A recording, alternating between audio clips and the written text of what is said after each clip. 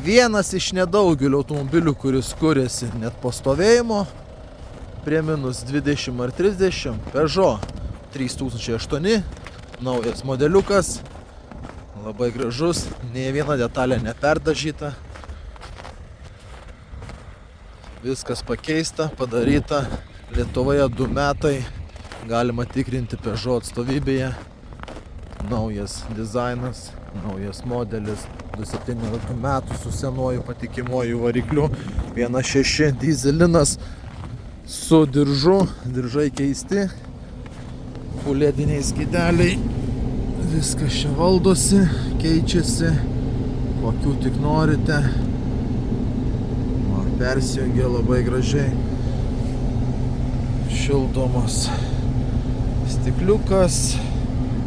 autopilotai, multifunkcijos, muzikytės groja, 4 langai, paprastas saloniukas, tvarkingas, automobilio kaina 10 000, techninės apžiūros yra, padangos žieminės labai geros, duosiu magnetą, galėsit pasimatuoti, kad tikrai nedažyta, nei viena detalė, varikliukas dirba, gražiai, neplauta, nevalyta, diržai va keisti,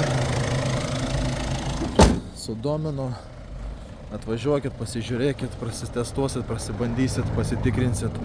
tikrai važiuosit su tvarkingu, patikimu, ekonomišku automobiliuku. Susitinkam, Taikos prospektas 145C.